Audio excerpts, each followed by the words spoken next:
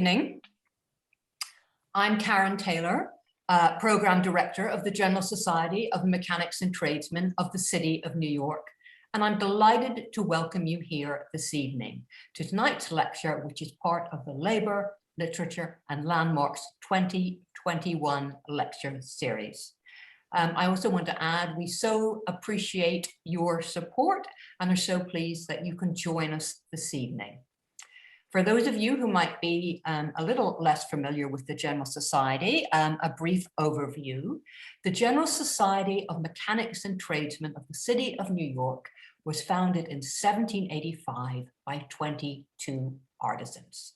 Today, our 236-year-old organization continues to serve and improve the quality of life of the people of the City of New York through our educational and cultural programs. These include our tuition-free Mechanics Institute, the General Society Library, our John M. Mossman Lock Museum, and our nearly 200-year-old lecture series, of which, of course, tonight's lecture is part of. Before introducing our speaker, I want to mention that after the presentation, we will have a short Q&A of 10 or 15 minutes. So please feel free to submit any type questions during the lecture and of course at the conclusion of the lecture. We will try to get as many questions answered as possible on air. I also want to introduce, before introducing Dan Holohan, tonight's speaker, I also want to introduce our Executive Director, Victoria Dengle. Thank you. Thank you. And good to know you're all here. Thank you so much for your support. Thank you. When Dan Holohan was researching his book, The Lost Art of Steam Heating, in the late 1980s, he came upon a reference to the fresh air movement that made him curious. He dug deeper and learned of the relationship between steam and hot water radiators and the 1918-19 Influenza Pandemic. Tonight, he will explore this curious marriage that radiators and pandemics have, and one that continues, of course, through to this modern day pandemic. Dan Holohan is an international authority on steam heating and hydraulics. He began his love affair with heating systems in 1970 by going to work for a New York-based manufacturer's representative who was deeply involved in steam and the hot water heating business. He studied hard, prowled many basements and attics with seasoned old-timers, and paid close attention to what they had to say. Mr. Holohan founded heatinghelp.com in 1997. And this is a really amazing resource that I would highly recommend. So again, heatinghelp.com. His daughter, Erin Holohan Haskell, now owns and operates this extensive resource. He's also the author of dozens of books, including The Lost Art of Steam Heating and We Got Steam Heat, and hundreds of magazine articles about heating systems, old and new. He was an established speaker in high demand on the seminar circuit, having taught more than 200,000 people prior to his retirement. So we are so fortunate that Dan has come out of retirement once more to speak as part of the General Society Labour Lecture Series. And if you've been lucky enough to hear him speak before, you know you're in for a treat tonight. It is now my huge pleasure to introduce to you Dan Holohan. Welcome, Dan. Welcome, Dan. Thank you, Karen. It's so good to be here. Appreciate it. Hi, everybody. I'm just going to talk to you for this whole thing. I don't have any pictures to show you. I just want to talk like we were together and having a good time. There is this curious marriage between radiators and diseases, and particularly pandemic diseases. And I first stumbled upon this in the late 80s when I was researching the book that I called The Lost Art of Steam Heating. And I'll get to that in just a little while. But first, let me tell you some cool stuff about those radiators. James Watt, the English steam engine guy, was the first person to come up with what we would now call a radiator. And that was in 1784. The British used to heat their greenhouses by just having a steam pipe come off of a very rudimentary steam boiler right into the greenhouse. So there was no radiators involved. It was just a pipe putting steam into the greenhouse, which would warm the air and humidify the plants. And James Watt gets this idea that he's going to bring the steam into his house. Of course, he can't have it just coming into the house like it went into the greenhouse. So he builds what becomes the very first radiator. And he does this by taking two soldered copper sheets and puts them together. So it's about the size of a sheet of plywood. Say it looks like that. And he puts this in his office, and he's got a little valve on there to let the air out, because steam won't go in if the air can't get out. And he creates the first radiator. And then some years go by, and later in 1823, Joseph Nason, who was an American, moved to England, and he went to work for Jacob Perkins, who was like the guy doing steam at the time and steam boilers. And all the stuff that Perkins was doing was brand new back then, and he was just making it up as he went along. So Joseph Nason goes over there, and he goes to work for him, and he stays there for a while, and he soaks up as much knowledge as he could carry back to the US. And when he did, things really started to get pretty interesting back here. And this is at a time when you now see the Brits moving away from steam, because things were blowing up left and right. So they said, let's go on to something else. Let the Americans mess with the steam, which we certainly did. Now, around that same time, on October 3rd, 1854, an industrious young man from New Haven, Connecticut, filed patent number 11,747. Stephen J. Gould called his patent "Improvement in Warming Houses by Steam." 50 years later, his son Samuel would write this: "The first attempt at steam heating of which I have any recollection was in 1853 at Cornwall, Connecticut. My father was making experiments with steam, trying to produce a low-pressure, self-regulating steam heater which would be safe for domestic purposes. His attention being directed to the subject on account of the weak lungs of my mother, who could not endure the northern climate and so went south each winter to avoid stove or furnace heat." Now note here how someone's health plays a part in the very development of what we come to call the radiator. Mr. Gould was missing Mrs. Gould. Isn't that lovely? So he builds a heating system to get her back home. But back to Samuel Gould, the son. He wrote, "The popular idea of steam at that time was that it could not be employed for heating purposes unless under the care of an engineer.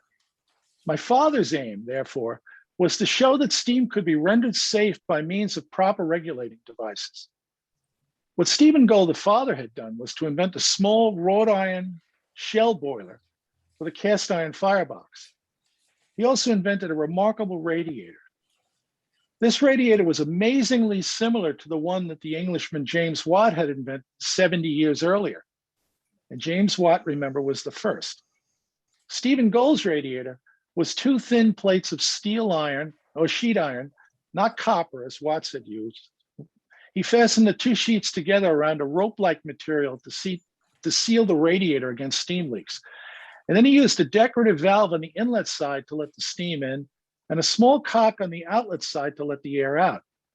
That cock connected to an internal tube that reached down nearly to the bottom of the radiator. He knew that steam is lighter than air and would naturally rise to the top of the radiator, and the tube gave the sinking air a way out. And that's important because if the air can't get out, the steam can't get in. The radiator looks so much like a quilted mattress that the name stuck. The mattress heater became America's first house heating radiator, and Mr. Gould's system became the first attempt at what we came to call one-pipe steam. His system ran at low pressure, making it safe for in-home use. You didn't need an engineer when you had Gould's system. He also introduced the automatic fire regulator and a crude water regulator, and he applied a diaphragm to operate the safety valve. In addition, he had an open glass tube connected to his boiler at a point just below the waterline. If all else failed, this glass acted as an automatic blow-off as the waterline dropped. But it was the mattress heaters that caused the biggest stir. Manufacturers of cast iron heaters, that's what they called them in those days, heaters. And the pipe men, such as Walworth and Nason, America's very first heating contractors, furiously attacked the mattress heaters. And Walworth and Nason put heat in the White House. They were the first to do that. But Stephen Gold stuck to his guns, and it became, and because it worked so well and was safe, his system sold well throughout the Northeast.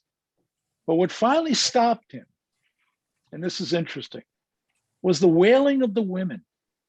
Reports at the time said that the women always seemed to have some special thing to put right where that hideous great heating object had to go. A high-pitched cry went up against those ugly heaters. So in 1862, Joseph Nason, our first heating contractor, the guy that had gone to England, came up with his Nason pipe radiator. And that spelled the beginning of the end of the mattress heater. And by the way, Joseph Nason was the guy who came up with the name Radiator. That lent a new meaning to everything he was doing. Radiator. It was like indoor sunshine. It radiated. Imagine how that must have struck people back then. The radiator. Nason's radiator had this horizontal iron manifold that sat on the floor, and he screwed into the manifold a number of pipes welded shut at their top ends. Some of those pipes were surplus rifle barrels left over after the Civil War. And Nason's radiators were expensive, though, because he had to cut, thread, and install each pipe by hand. A little later, in 1872, the Bundy loop arrives by Mr. Bundy. And this is another early radiator. It was similar to Nason's, but different in enough ways to make it viable. And these also needed to be screwed into the base and were expensive. But I've seen many of these still in service over the years, mostly in beautiful old homes and mansions. So they do last a long time. And at this point for the industry, growth was slow for everything. But then things began to speed up in 1878 when another heating pioneer, J.R. Reed, working for the H.B. Smith Company, invented the Reed radiator. And this one was very similar to Nason's radiator with one huge difference. Reed pressed rather than screwed the pipes into their base. And that saved a massive amount of hand labor and immediately brought the price down. And with its small size, it spelled doom for Stephen Gold's mattress heaters. The last time we see the mattress heater is in a price sheet published in 1896. It sits unwanted and off to the side, like an old lady at a sweet 16 party. But all hope is not lost. If you ever want to see one of those mattress radiators in operation, go down to the Fish Bar at 237 East 5th Street in Manhattan. There's a mattress heater steaming away up there on the wall. Show me something made today that's going to last that long. And my guess is nobody in that bar even notices it. I do like, though, that it's hanging out in the dive bar in the East Village. I wish I was. but once the pandemic's over. And speaking of pandemics and radios and their curious marriage, this is how this became popular for me recently. Last August, Bloomberg called me up and wanted to interview me about radiators and pandemics and all this. And I got such a kick out of that. So I talked to the reporter. They wanted to know if it was true that radiators were oversized because of the Spanish Influenza pandemic of 1918, 1919. And I said, yes, they were. And they wrote that article up, and it got a lot of attention because it seemed to answer a question that was on the minds of at least many New Yorkers, where we have so much steam. Why is my radiator pumping out so much heat? So that appears in Bloomberg, and then I start getting calls for other people. Some newspapers in Cleveland called me up for an interview.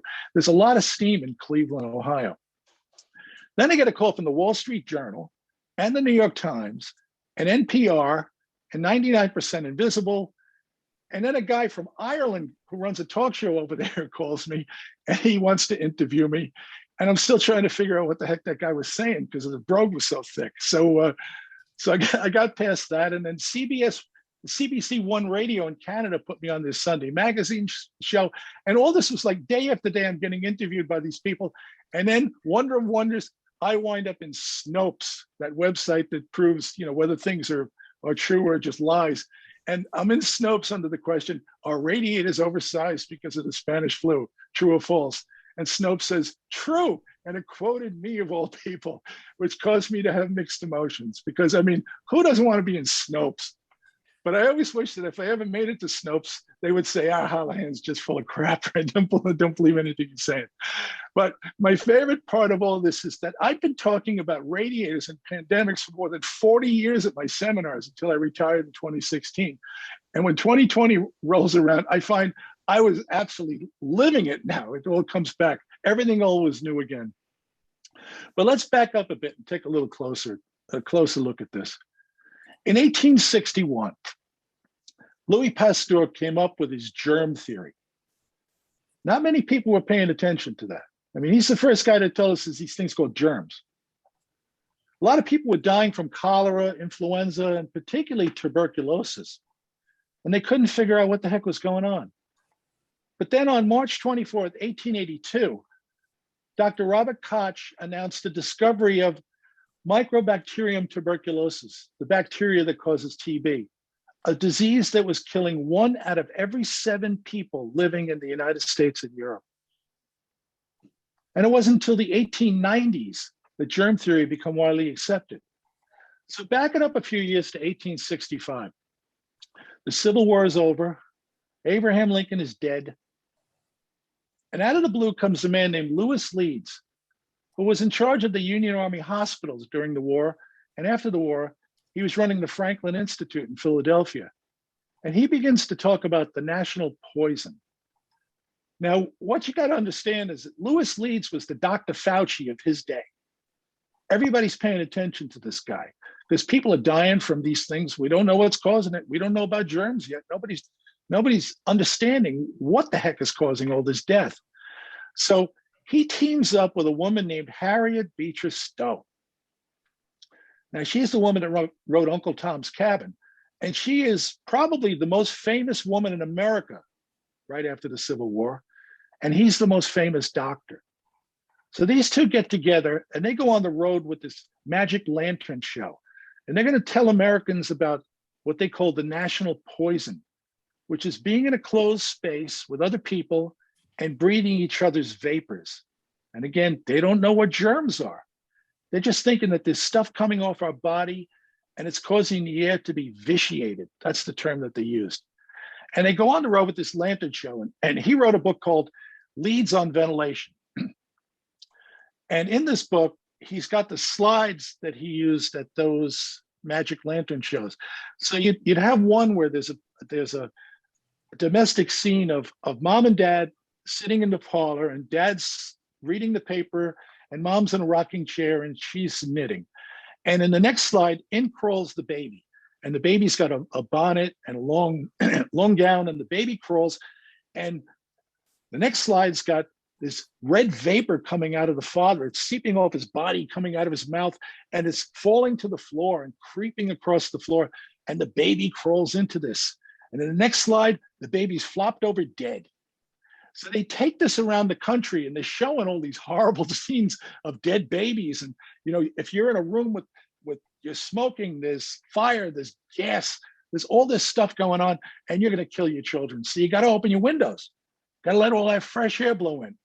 And this is the beginning of what comes to be called the fresh air movement. It starts right after the Civil War, and people start opening windows, and they're opening all across America. And this is at a time really before we have central heat. Now we roll up into the 1880s, and people are used to keeping the window open to let that fresh air come in. And in the 1880s, we begin to see the advent of these beautiful Victorian radiators that have all that metal embroidery going on. And they start showing up in fancy houses and mansions, and central heating starts to become more popular. But consider what was going on at the time with air at this point, because now we're saying, okay, if we're going to put in radiators, why don't we close the windows? Because now we're trying to save a little heat. So consider the windows that they were using at the time, because they weren't the windows you think they were. Those early windows were double windows. So you got the double window, and the idea here is to keep the heat in the building. And articles begin to appear around the turn of the century where they're saying, we've got to get rid of these double windows because there's not enough air coming in, and it's very hard to. I mean, it's not like you just open them up, because you'd have to punch a hole in it, to get something going on. So I had this article from 1911 from I think it was the Chicago Tribune, that talked about no more double windows. That was the headline of the article. And they were so excited because they said, now that we've got this thing called steam heat, we can get rid of those double windows and use simple sash windows that are leaky that will actually let some fresh air in. And that's a healthy thing to have. So at this point too, you begin to see radiators moving away from the interior walls. Because you think about steam heat in the beginning, it was cheaper to pipe the radiators on the interior walls because you didn't have to run the pipes so far in the basement. But as soon as the double windows go away and the single pane windows arrive, they decide to move the radiators under the windows to heat this air that's leaking in through the sashes. So this becomes the normal way to do things, which made me think back to a time in the 1980s in New York when the city was hell-bent on replacing windows. And there was this big movement to get all these replacement windows going into a lot of the old tenement buildings that don't have mechanical ventilating systems. And they did this, and it was a big scandal at the time because the mafia got involved with it. There was a whole lot of money involved, and they put in these beautiful windows. And when people got the window, they closed them so it would be warmer, and then they start to take baths and they start to cook. And naturally, this puts moisture into the air, but there was no way to get the moisture out of the apartment. So what resulted was this massive amount of black mold that starts growing up the walls and across the ceilings, and it's really dangerous to your health and really nasty stuff. So the city now has to figure out, well, how are we going to solve this problem with these fancy windows? So to my delight at the time, they solved it by going back to every one of those windows and drilling holes in them. So they went to the metal parts and they punched holes all the way around the window to let fresh air in. So they basically took their high efficiency windows and turned them into old style, low efficiency windows. They should have just kept it like it was. At the General Society, we've got those old windows and they let in lots of fresh air. We just love them. See, so fresh air is important, and not all buildings have mechanical ventilation, especially the old buildings. And nobody plans for a pandemic. We should, but we don't. So in the late 1980s, I'm researching a book that I call The Lost Art of Steam Heating, which I self-published in 1992 because I couldn't get a single publisher interested in a book about something as weird as steam heat. So I'm reading all these old textbooks that went back to the days after the Civil War at the beginning of central heating, and I'm working my way through the decades, and I get to the 1920s, and in these textbooks, the engineers that are writing them begin to caution the contractors that are going to size these systems about what they call the fresh air movement. And they said, we have to be able to heat a building with the wind blowing on the coldest day of the year with the windows open. And I looked at that and I scratched my head. I said, what the heck is that all about? I had no idea what they were talking about. They don't explain. They just say we have to start doing this. And this appears in many of the textbooks that were written during the 1920s. So I got away from the technical books and I started to read more widely. And I began to read novels that were written at the time. And I began to read about how people heated their homes. And I came across, for the first time in my life, this thing called the Spanish Influenza, which, I mean, we all talk about it nowadays, but back in the 80s, I had no idea that this event had taken place. It killed 50 million people. It was the worst event in the history of the world. And in school, when I was growing up, I learned about the Chicago fire, the Johnstown flood, the San Francisco earthquake, all these things. Nobody told me about the Spanish influenza, which, by the way, didn't start in Spain. It started in Kansas. It started in Camp Funston, Kansas. A couple of soldiers got it. This is when we're involved in the Great War. They got it. They spread it to everybody in the camp. We didn't want to let anybody know that people were sick because that gives aid and comfort to the enemy. So these soldiers got on trains and they were sent across the country. And as they got off to have a smoke or get something to eat, they infected everybody in the towns they passed through. And then they were put on ships and they were sent to Europe. And by the end of that winter, this thing had become a worldwide pandemic and nobody wanted to talk about it. And the only country that did talk about it was Spain because they were neutral in the Great War. And they said, there's a pandemic. We have to wear masks. We have to socially distance. We've got to stop meeting in big groups We have to stop going to church, synagogue, mosques. We have to stop going to theaters. We have to stop going to schools, shut everything down. Here we are living that again. So what happens afterwards, because this never comes back, it goes away in 1919, it mutates, the Spanish influenzas, for which there is still no cure, never returns. Thank goodness. But we now see in the beginning of the 1920s, the Anti-tuberculosis League and the boards of health in many of the big cities begin to put up signs that say you must keep your bedroom windows open to avoid the flu. So we start to have people opening the bedroom windows because they don't want to die. Because they all knew people that died, and this leads to them opening pretty much all the windows. And the heating industry responds to this by writing textbooks that say we have to accommodate what the people are doing. If they're going to open the windows, we don't want to get stuck putting in heating systems, which were relatively new at the time, and the heating systems aren't going to work. So let's make sure we size for the worst possible situation. The windows are going to be open. So think about these times now. We come off the Spanish influenza and the Great War, both of which were horrible events. And we go immediately into the Roaring 20s, which to me was a result of the Spanish influenza, because 50 million people just died. And the people that survived this look at each other and say, hey, what are we saving it for? Let's go have a party. And they have a party for the whole decade. They have the Roaring 20s, and everybody's going nuts. They go from wearing long Victorian costumes to being flappers.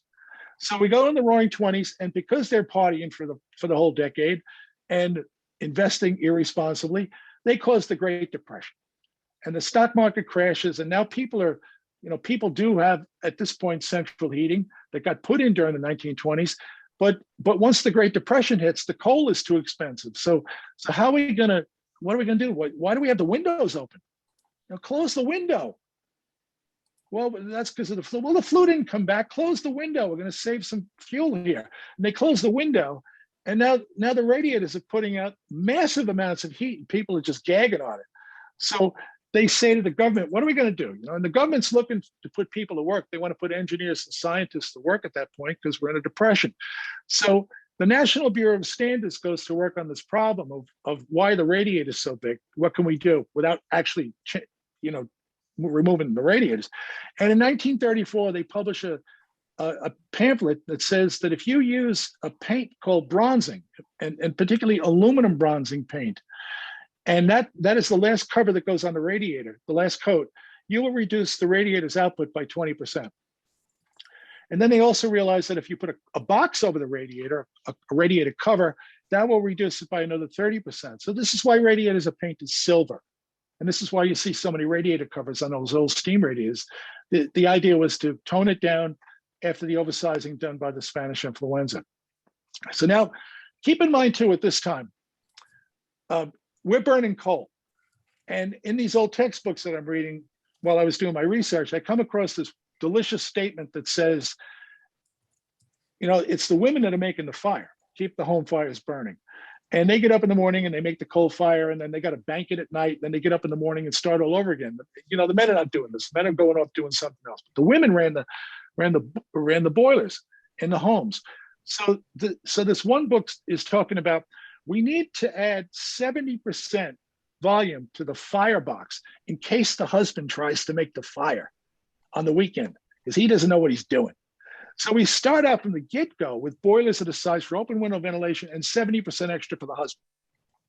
So now, rolling into the 1930s, coal becomes very expensive because coal is hard to get out of the ground, and there's labor strife in the coal mining regions. And there's also Texas oil being discovered. And it's discovered to such an extent that they actually had to shut the wells because the price of oil had dropped to like 10 cents a barrel at one point.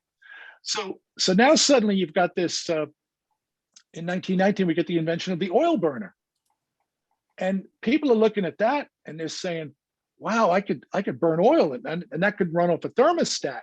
And the oil burner manufacturers are taking their marketing and directing it directly at the women. And they're saying, get rid of the coal. You'll have a cleaner house. You won't have these coal besmirched walls and soot all over the floor. You won't have to do all that hard work. And you see the ads with mom is standing next to the next to the thermostat, and she's got the baby there, and the baby is operating the thermostat, and it says, even a baby can operate it. It's so simple. But the oil people, they have to figure out how to change the fire without changing the whole boiler, because the whole boiler is still good. So they pull these grates out of the boiler on which the coal was burning. They're like a barbecue grill, and they fill the bottom with sand, and then they hang the oil burner on the door that used to open to put the coal in there. And the oil guys have to figure out, well, how are we going to size this oil burner? Well, we don't want to get stuck. We don't want to put in something that's too small. So they come up with these rules of thumb that say for so many square feet of grate area, we're going to fire so many gallons per hour of oil.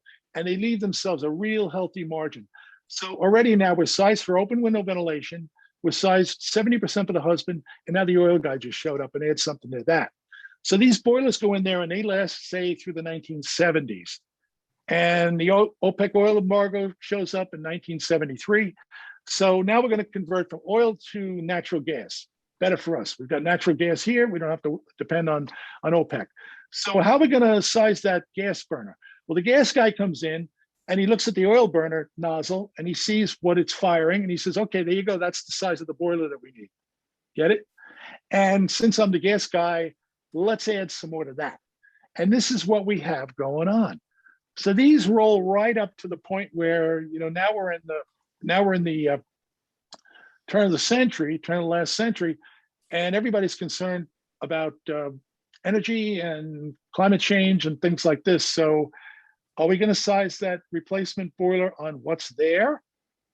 Or are we going to go back and do the right thing and do heat loss calculations, or with the case of steam, measuring steam radiators, right? So speaking of all those savings that we're going through, global warming has an effect on construction, because we start to build buildings that are very tight to save energy. But again, nobody is planning on a pandemic. And it's only now that we're starting to talk about leaving the windows cracked open. And that's kind of funny, because it goes against everything that authorities have been preaching for years, right? Got to have tight buildings, got to have air exchange, but we have to do it through heat recovery ventilators and all this. But now with COVID, the air exchange is not sufficient to get the fresh air that we need for the COVID. So the industry is walking right up against this problem. The General Society building was built in 1890. We got very high grades recently when our building was inspected for overall efficiency, because we don't have fans. We don't have mechanical ventilation systems, so there's no motors things. We're on Con Ed steam. Our steam system, look back to the way it was in 1890, is quiet, balanced, fast, efficient. So we got high grades. We got higher grades than some of the buildings that were built recently. Think about fresh air. Think about open air restaurants, people eating on the sidewalk. Think about authorities telling us that we're in cars, because cars have radiators too, right? Cars are zoned. You got, passenger side, driver's side, and even one window in the front and one window on opposite sides, so we can get some air moving through here. Fresh air again, simple solutions to things. And that's where we stand today. So I wonder what's going to happen with construction in the years that are coming up on us, because a lot of the people that called me for those interviews, particularly the people from the Wall Street Journal, said to me that they're getting reports from companies that are building really high-end condos. And because of COVID, they're building into these buildings very expensive filtration systems that are going to give the air just cleanliness and perfection like we've never seen before. And this is driving up the price of the real estate. And they're telling me that these things are not selling. And they said to me, what do you think is going to happen when this is all done? I mean, once we all get vaccinated. And I said, thinking back in the days after the Spanish influenza, a couple of things struck me. I'm a reader. There was not a book written about the Spanish influenza, with the exception of a novella called Pale Horse, Pale Rider. Think about who was writing at that time. Hemingway, Dreiser, Fitzgerald, all these people that were writing famous novels, none of them wrote about the Spanish influenza. And it was because we were tired of it. We were sick of death, we were sick of disease. And once it went away, nobody wanted to talk about it anymore. So I was saying to the people at the Wall Street Journal, I've got a feeling that once we hit herd immunity and everybody's vaccinated, we're going to walk away from this thing and nobody's going to be wanting to talk about indoor air quality as much as we're talking about it now. I think it's just going to fall by the wayside because we're going to start to think like we normally do. Why should we spend a lot of money on things that we probably won't need because the flu's gone? And what's that going to do to the business? What's that going to do to the construction industry? Just some food for thought. In the meantime, turn the heat up and crank open the windows. You can go back to saving energy when this damn thing is over. Did you like that story? Yes. Okay. So I'm so glad you spent time with me. And, since I retired, hardly anybody wants to hang out with me anymore. So thanks for keeping me company. Oh my And, goodness. I will entertain any questions you might have. And please ask me questions, only the ones that I can answer.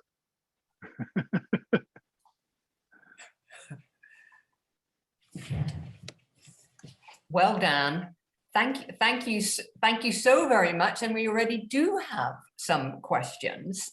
So, I mean, what an overview. And to follow up what you just said, I wonder really in 2 years' time, will this seem a distant memory, or will we all bear this in mind in the future in terms of our life and our buildings? Well, we'll find out, won't we? We will. And, I said to the Wall Street Journal person, what did you know about indoor air quality in 2018? And she said, I don't even know what that was. I said, you weren't thinking about the air in the building, were you? She says, no, it's the last thing on my mind. I said, that's what happened after the Spanish influenza. They just didn't think about it. They just moved on. So we'll see what happens. We will. Let's stick around and find out. We will see. Okay. Well, the first question is I can answer the first question. Is this being recorded, and will the recording be available afterwards? And the answer is yes and yes. We will probably send out the recording in a couple of days, of course, with Mr. Holohan's permission, but of course. we will do that. Yes, so you will receive this. This is from Brian Gill. What heating system is best for minimizing disease transmission? I think the answer is, as it usually is with heating, it depends. Depends on the building. It depends on how it's being used. It depends on who's going to be in there. Depends on the disease we're concerned about. It depends on the budget that's available. It depends on just so many things. I think you have to take a holistic heating approach to this thing and say, okay, what are we trying to achieve here? And again, if the goal is pure air, absolutely pure air, we're faced with that situation like they are with the high-end condos where nobody wants to pay for it. Right. So that's a roundabout answer, but I don't think there's any, oh yes, do this. That's the best you can, that's the best way to go. Right. Well. And again, in the general society, we open the windows. We open them in the summer and the winter. And fresh air blows through there. It's a very healthy building. And Dan, I just want to show the audience who's with us, if I could do this with my computer to show the size of these windows. I mean, can you see? Those are huge windows. Yeah. And they're all that original glass too, that's got that wavy kind of look to it. And they leak. It's nice. Yes. Well, I feel good. Yes. Perhaps those of us who sat in drafty apartments looking at the windows maybe reconsider that. But you're right. It is fortunate now to have an airflow. Yeah. Jonathan Catt says we need more of your stories. Raymond Ramos comments about how a great talk it was, as does LN. Paul Trotman wonders Oh, okay. He wants to, could you repeat the address of the fish bar? But I did write it down. So is it 237 East Fifth Street? Dan? Yep. Does that sound right? Yeah, yeah, it's a Yeah. nasty little place. Well, it's certainly in the heart of the East Village. Yeah, they have a website, and if you scroll through pictures of it, that you'll see it. That they have a picture of I mean, there's a picture. It's actually a picture of a Pabst Blue Ribbon and a shot sitting on the table, and the radiators in the background. Right. Okay. Well, I look forward to the day we can all go visit the fish bar again. Yeah, most people are just looking at the shot and the beer, you know. Yes. Nora Lavori wonders, should we retain the 1899 radiators? Absolutely. That's your best friend. Yeah. I think you've proved that in what you've said. And Karen and Dan, and we never want to brag, but we do have 103 radiators in this building. Yeah, and each one has a thermostatic radiator valve on it. It does. That was beautifully donated to us by our friends at Tunstall up in Chicopee, Massachusetts. So thank you to them. And then Gateway Plumbing and Heating installed it, expertly installed it, and thank you to Tunstall. Yeah. Yeah, we made some, with our system, we made some changes basically in the basement. We put the Con Ed brought in steam, and the boilers that we had originally that are 10 feet high, 10 feet wide, and 20 feet long. There's two of them down there, and they were made in a building that is where the Hudson Yards is now, right down the street from Macy's. And you know, those boilers were built before the building. But when Con Ed came in, they essentially turned what used to be wet returns, pipes that were underwater, into steam mains, which was a big mistake. So we built a thing called a false water line, which is a little steam trick that was used for years, and that put all the pipes back underwater, back to the way it was in 1890, and that got rid of the banging and led to balance and just a beautifully operating system that saved a lot of fuel. Thank you, Dan. Thank you, Dan, and our STEAM team. Yes. Yes. Yeah. Thank you for such a thorough answer. Kay, we had another question about the fish bar, but I think we've covered that address. And thank you for the nice comment, the person who also had a question about the fish bar made. What causes, and more importantly, what can one do to stop the clanking of the radiators, which I suppose has its own relation to air, and that's from Catherine Ratchlin. Water hammers occurs only in horizontal pipes, and it's the effect that you get when water and steam are in the same pipe. The water is supposed to be able to drain by itself and get out of the pipe, get out of the steam's way. And if it can't, it builds up, and the steam is moving, you know, by design at 60 miles an hour, and it often moves even faster than that. So you've got what are essentially a gale force wind moving across the top of this water that's laying in the pipe because it didn't drain properly. You know, the pipe is sagged or the pipe is uninsulated. We remove asbestos insulation and don't replace it with fiberglass. So the condensation that takes place is much more rapid. So you wind up with too much water in the pipe, the steam moves across the top of it, and it causes this water, which is not compressible, to kind of turn into somewhat of an artillery shell. And the steam takes that slug of water, which is now completely filling the pipe, and just blows it down to the end where there's a turn. And when you get to that turn, the water hits that with tremendous force. And that's what you're hearing. So it's literally water hammer, which is a perfect way to describe this. So it's if you go on heatinghelp.com and just search water hammer, there will be lists and lists of things that can cause this. And also on Heating Help, you can go into the bulletin board, which is called the wall, and you can post photographs of where you're having the problem, and you will get answers from the best people in the heating industry when it comes to steam. And you'll get an answer within minutes because there's millions of people on that site. Right. So, right. Well, there you go. Now we know where to find out many answers to that. I just want to mention that two people have raised their hands, and that would be Philip Tuganresh and Andrew Padian. I'm afraid we're not could you submit your question by typing it? I'm sorry for the extra trouble, but we're not able to answer questions on air with raising hands. So if I could trouble you to do that. A few more comments. Great presentation, says Joe Marciano. This is from LN. She just wants to know that she lives in the very type of building you've been talking about, Dan. It was built 1910 to 1920, 6-story elevated apartment building with superb radiators, and we, the tenants, do open the windows all the time. So very good. Good, and you'll be healthier. Yes. For now. This is from Jonathan Katz. Do you think two-pipe steam systems of the 60s were as oversized as the ones put in post-Spanish flu? Do I think? Oh, do you think there, seemingly in the 60s, two-pipe steam systems were installed and were oversized? And do you think they were as big as the ones that were put in after the Spanish flu? Probably not. Probably Right. not. Yeah.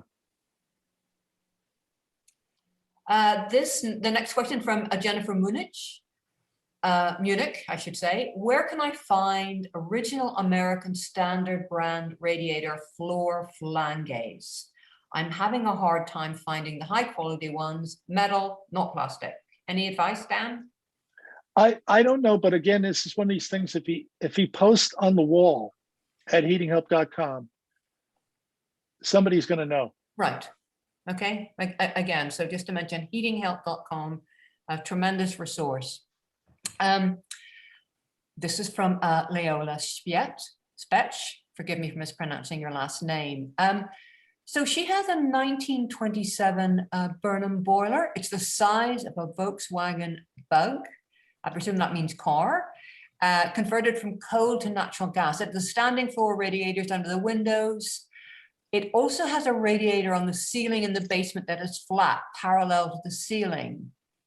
Is the one hanging on the ceiling near the boiler in the basement a mattress radiator? Is that possible for you to answer without seeing it? Okay. No, without seeing it, yeah. And I'd love to see that, because they had the radiators that get mounted on the ceiling in a basement would be there to get them above the water line of the boiler. So because below the boiler water line, everything in the building is underwater. All the pipes and everything below where you look at the gauge glass and you see where the water level is, everything below that in the whole building is underwater. So they'll mount a radiator on the ceiling to get it above that point so that it will fill with steam. It's very common, and radiators can be anywhere in the room. They don't care. I mean, if the room's heat loss is 10,000 BTUs and the radiator can put out 10,000 BTUs, the radiator could be anywhere. And as I said during the talk, in the early days, they put the radiators on the interior walls because that saved them on piping. And it was only after they decided to go with the single pane window that they moved the radiators to the exterior walls to get them under the windows to warm that air that they were wanting to creep in. So, but there also was a certain system that used a single radiator. It was called a Brumel system. Very, very good, and usually found in bigger homes of that era, where they would run the return lines coming back from the radiators through a ceiling mounted radiator. And that radiator had a pipe that connected into the chimney.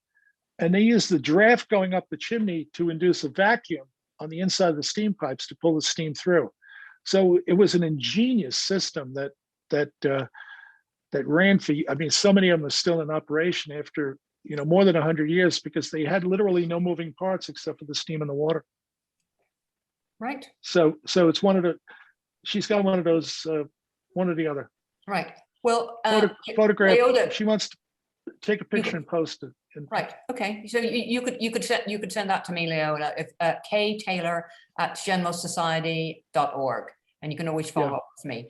Now, I see that we have 44 questions to go, So I don't know if we're going to be able to cover them all, but Dan, we're still, it's 10 to 7. Would you be certainly willing to answer a few more questions? Absolutely. Right. Okay. Well, I'm gonna pick up the pace in my questions, and I'm sorry because some of these are really lovely reflections. Mark Woodcock.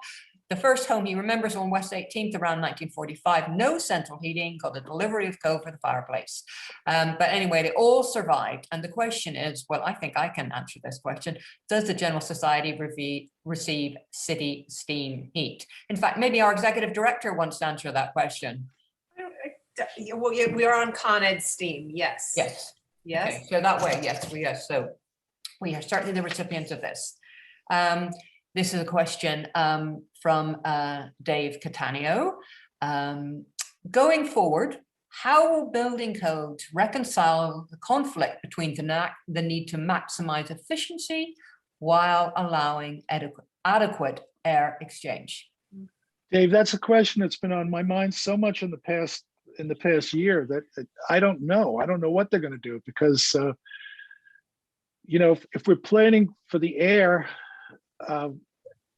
pandemic wise, that's going to be too much air if there's no pandemic.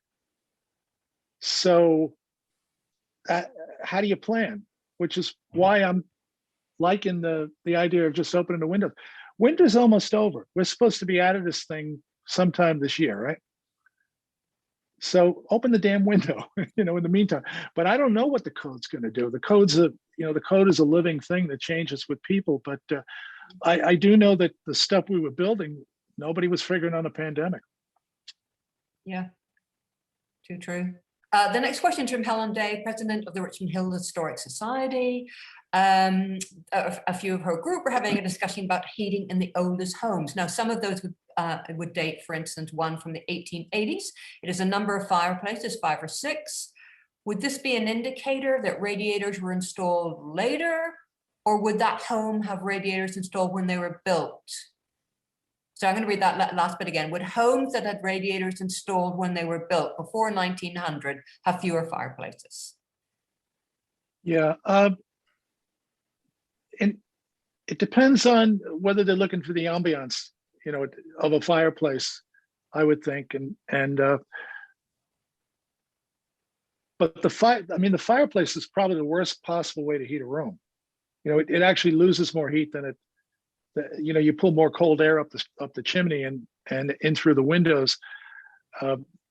Stoves were different, but it's my guess is that they had central heating in the 1880s. They were wealthy and they may have just wanted the fireplaces because they're nice to have. Right. So it's hard to say. Once again, it depends. Right. Okay.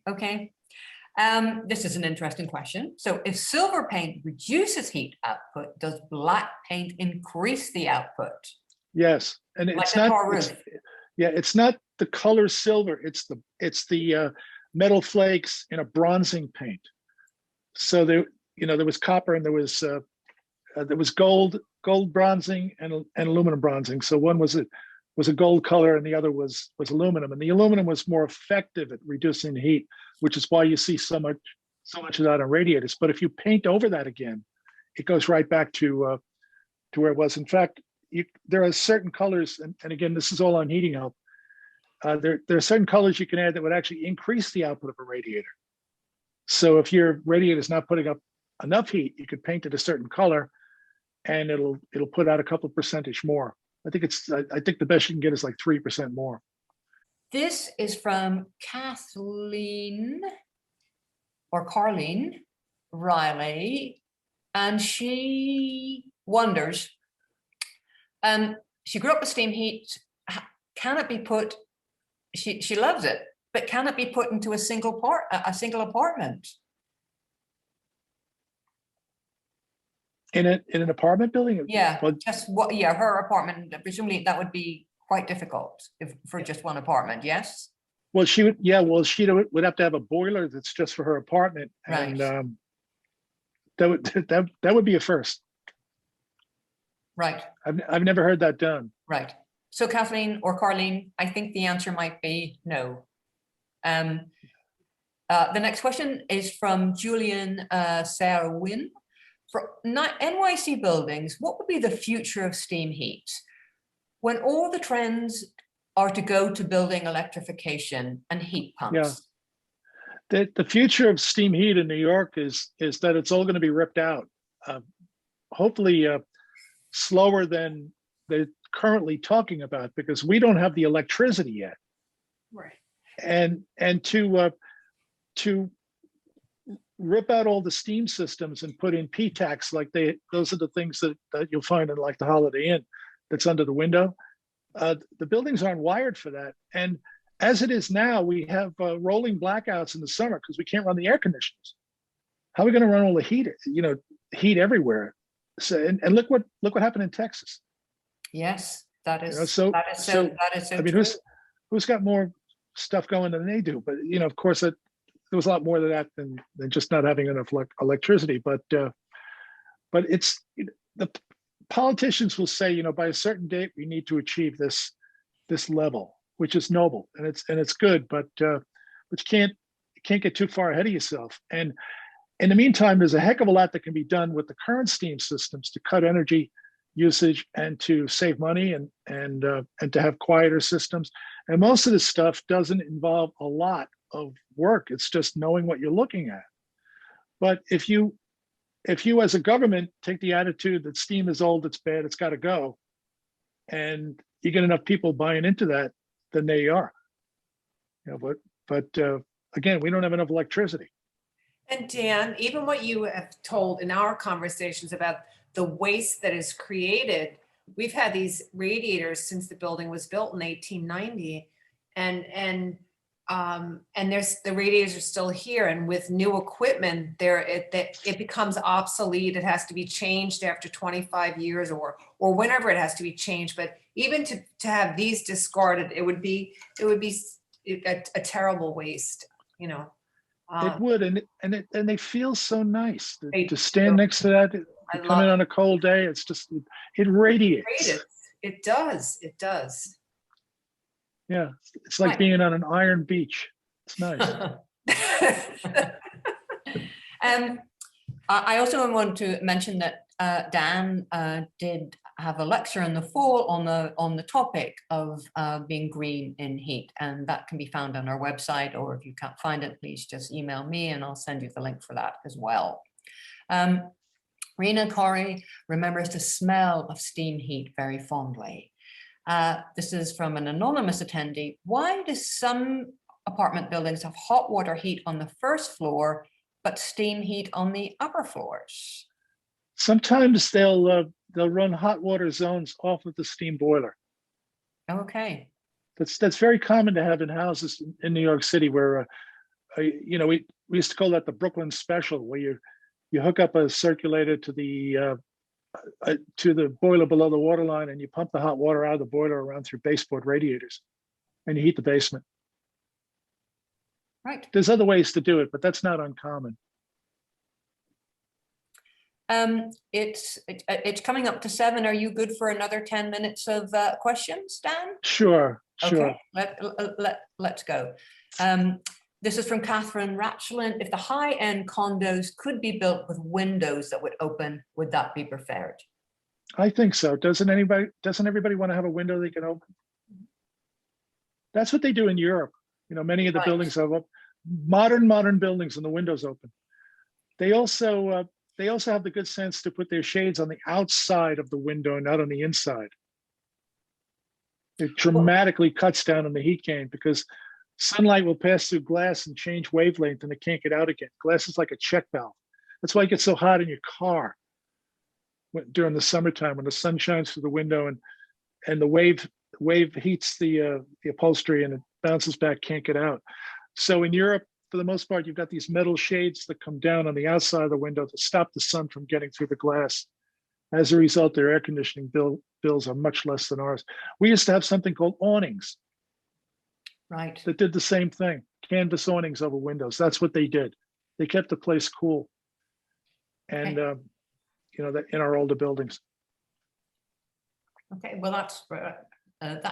Now, but let me ask you like a follow-up. But if you're on the 23rd floor, I guess is there some liability that you can't open the windows if you have 30th floor on the 23rd floor?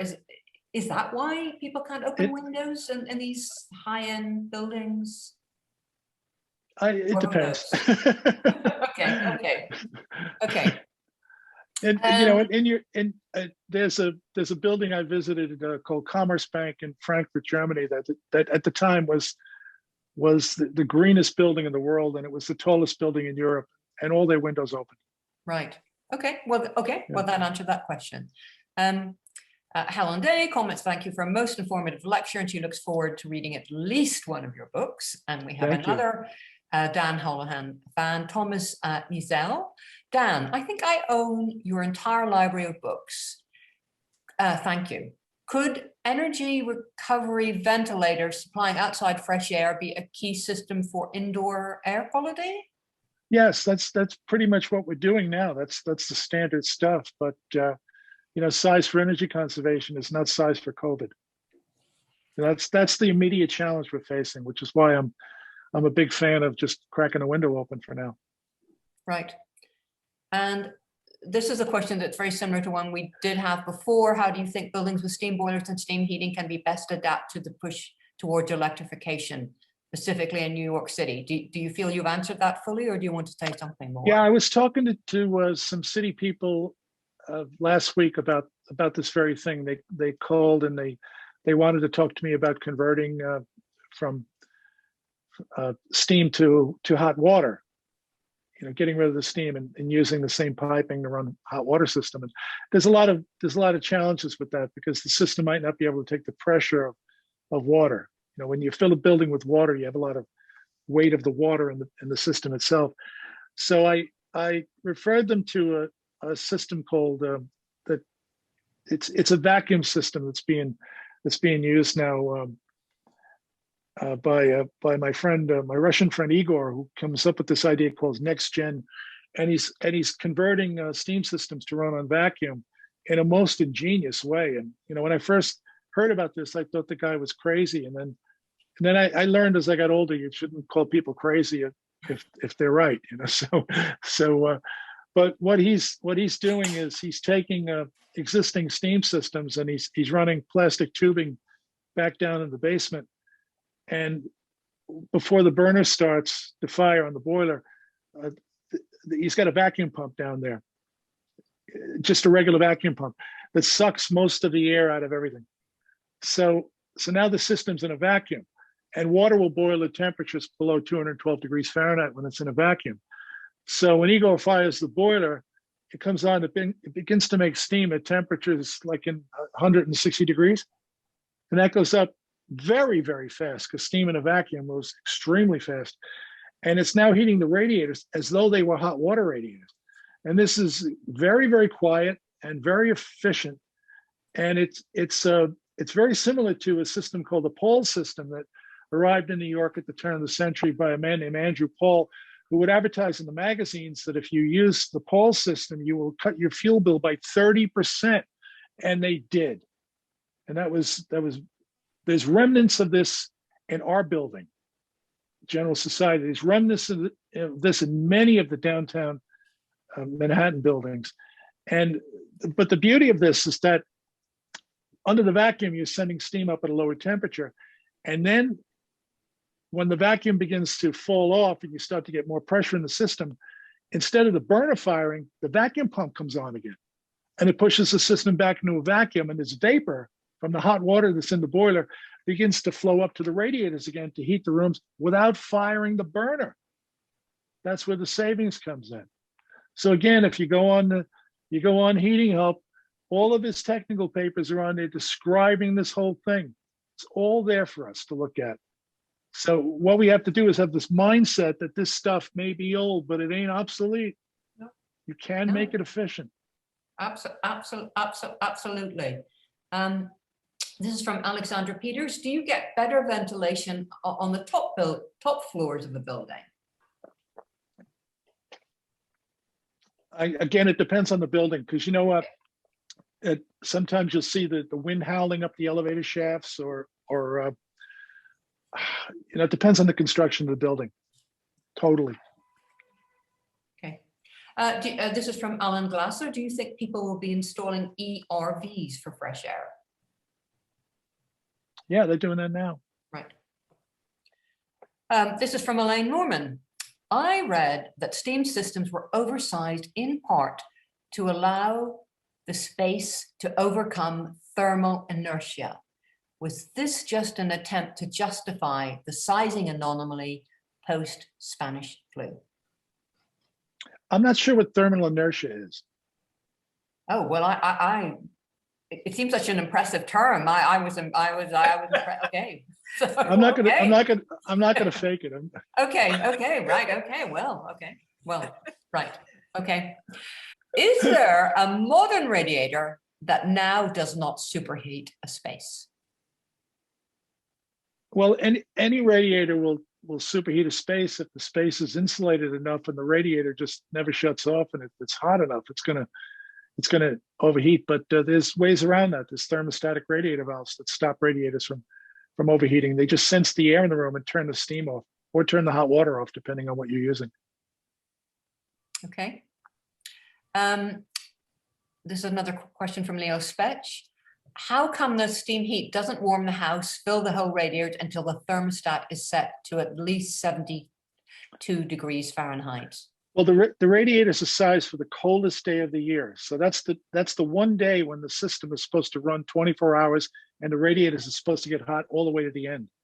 But in a steam system, if a radiator heats halfway or even a quarter of the way on a milder day, it's warm enough to turn off the thermostat. Once the thermostat is off, the burner stops running, so the steam stops moving. If the question is why is it cold in some rooms and hot in others, that's a matter of balance, and that can be solved with the right air vents in the right places.